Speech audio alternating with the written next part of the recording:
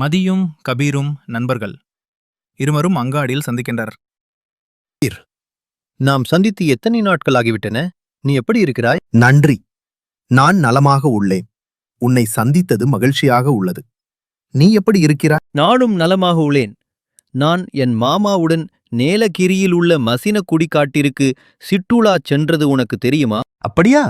தெரியாதே, அதை பற்றி கூறு. சுற்றுலா செல்வதற்கு அது மிகவும் அருமையான இடம். நான் பறவைகளும் விலங்குகளும் காட்டில் வாழ்வதை பார்த்தேன். அப்படியா? ஆமாம், அதை வார்த்தைகளால் விவரிக்க முடியாது. நான் அங்கு விலங்குகள் குடும்பமாக வாழ்வதைக் கண்டேன். குடும்பமாக வா. விலங்குகளும் நம்மை போல குடும்பமாக வாழ்கின்றனவா? ஆம், உண்மைதான். உனக்கு வாய்ப்பு கிடைத்தால் நீயும் ஒருமுறை அங்க சென்று பார்த்துவிட்டு வா. நிச்சயமாக இந்த விடுமுறையில் என் தந்தையிடம் கூறி அழைத்துச் செல்ல சொல்கிறேன். மிகவும் நல்லது. இப்பொழுது நாம் ஒரு சொல் விளையாட்டை விளையாடுவோமா? நான் கேள்விகள் கேட்கிறேன், நீ பதில் சொல்ல வேண்டும். சரியா? நான் எப்பொழுதும் சவாலை எதிர்கொள்ள தயாராக உள்ளேன். கேள்விகளைக் கேள். சிங்கங்கள் எங்கு வாழ்கின்றன? இது தெரியாதா?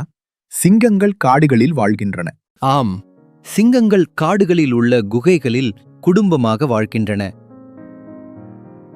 சரி, அடுத்த கேள்வியை கேள். பறவைகள் எங்கு வாழ்கின்றன? பறவைகள் மரங்களிலும் உயரமான இடங்களிலும் கூடுகள் கட்டி வாழ்கின்றன. மிகவும் சரி. யானைகள் கூட்டமாக வாழ்வதை நாம் எவ்வாறு அழைப்போம்? யானை கூட்டம். ஆம், நீ கூறுவது சரி. நன்று. நாம் விலங்குகள் கூடி வாழ்வதை பற்றி தெரிந்து கொண்டோம். ஆம், உண்மைதான். உன்னுடன் எனது கருத்துக்களை பகிர்ந்து கொண்டது மகிழ்ச்சியாக உள்ளது. நாமும் நமது வீட்டிற்குச் செல்ல வேண்டிய நேரம் வந்துவிட்டது. ஆமாம், நாமும் நமது குடும்பத்துடன் இணைவோம்.